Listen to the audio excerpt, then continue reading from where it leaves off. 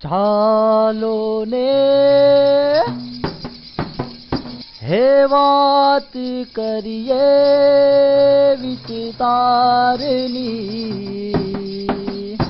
ચાલો ને ઓ મારા ભાઈઓ ને બહેનો વાત કરીએ વિસ્તારની, ચાલો ને વાત કરીએ વિસ્તારની, ચાલો ને વાત કરીએ વિસ્તારની। કેમેરો લઈને માઇક લઈને દુનિયાને બતાવીશું અમારા સપના, લોકોની અવાજમાં અવાજ બનીને અમે કરીશું આપણો સંવાદ। ચાલો ને। નમસ્તે, આદાબ। હું જ્યોત્સના આહિર। હું પણ તમારા જેવા ઝૂંપડપટ્ટી વિસ્તારમાં રહું છું। હાલમાં હું સંવાદ વિડીયો યુનિટમાં જોડાયેલી છું। હાલમાં સંવાદ વાસણા, જુહાપુરા, બેરામપુરા અને સરસપુર જેવા વિસ્તારમાં કામ કરે છે। અમદાવાદ એક એવું શહેર છે જેના નામ તો ઘણા બદલાયા છે। અમદાવાદ પછી મેગા સિટી અને હવે મેટ્રો સિટી તરફ દોડી રહેલો આ શહેર, પણ આપણા શહેરમાં એવી પણ જગ્યાઓ છે જે અત્યારે પણ બદલાઈ નથી। ખાસ કરીને જ્યાં આપણે રહીએ છીએ એને લોકો ચાલીઓ અને ઝૂંપડપટ્ટી કહીને નાક બંધ કરી લે છે। આપણા વિસ્તારના લોકો પાસે પ્રાથમિક અને ભૌતિક સુવિધાઓ પહોંચતી નથી।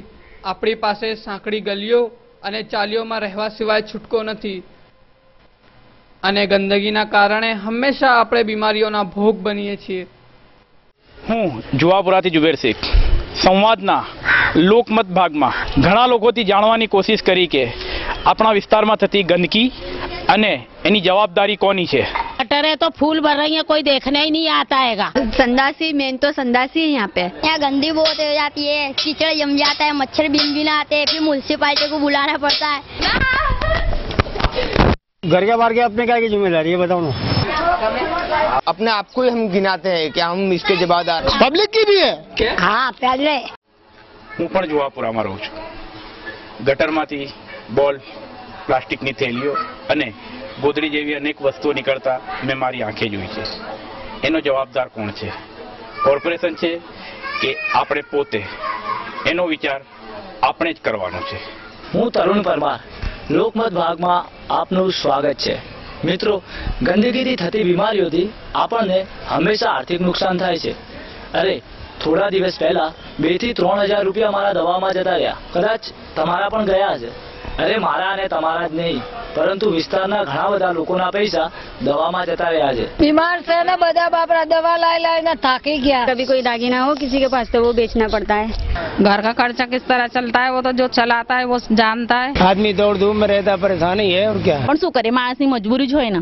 बालक ना गड़कर ना जोया था सपना, सपना तो मारा सपना माज टूट्या। कमाई ना पैसा दवा माना क्या, बीमारी ये पेटे पाटा बंधा गया। चालो ने।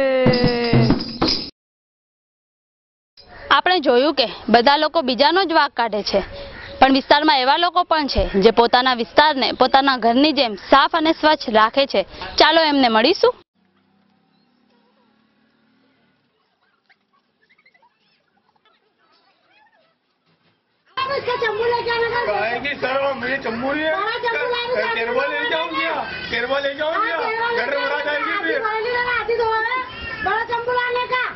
अब देखने जाओ तो हमारे ये जाजरू तो हमारा घर से दूर है, पर हमारा को सफाई तो कराना चाहिए ना, क्योंकि बढ़ जावे उसमें जीवड़ा पड़ जावे, उससे बीमारियां फैले। अभी जगह जगह चिकनगुनिया की बीमारी है। हमारे मेले में सफाई है तो हमारा बीमारी भी नहीं है। तो हम लोग प्राइवेट से जाजरू साफ करवाते, 200-300 रुपये घुरवाते, छाली में से। हम लोग का सब कहना है जैसे हम लोग यहाँ की सफाई रखें, तो हर महीने में सब लोग सफाई रखें और ये मच्छर और चिकनगुनिया से बचे। ગંદકી અને બીમારીથી બચી શકાય છે, અને એનો ઉપાય કોર્પોરેશનની SMP યોજના હોઈ શકે। આવ ચાયદાબેન આવો। કેમ યાનાબેન હમણાં હાથ દઈને બેઠા છો? શું કરું બેન, હું તો કંટાળી ગઈ છું. ઘરમાં બધા જ માંદા પડ્યા છે. આ બીમારીનું કારણ શું? આ ગટરો, આ ગંદકી, આ ભરાયેલું પાણી, બીજું શું? તમને ખબર તો છે, પહેલા અમારી ચાલીમાં પણ આવી જ દશા હતી. જ્યારથી અમે આ SMP યોજનાનો લાભ લીધો ત્યારથી અમારે ત્યાં આવી મુશ્કેલીઓ નથી. આ SMP ની મને સમજ ના પડી બેન. આ SMP એટલે શું?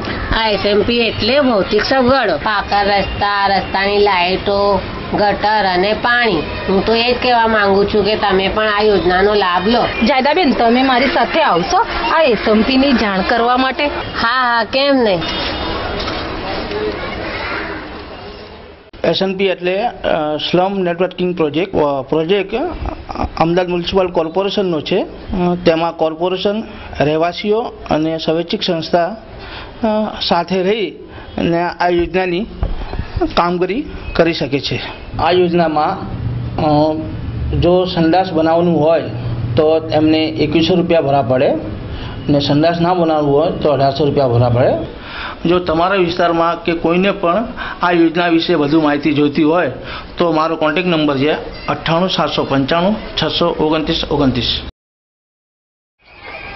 તો મિત્રો, આ તો હતો સંવાદ. આપણે આ ફિલ્મમાં જોયું કે ગંદકી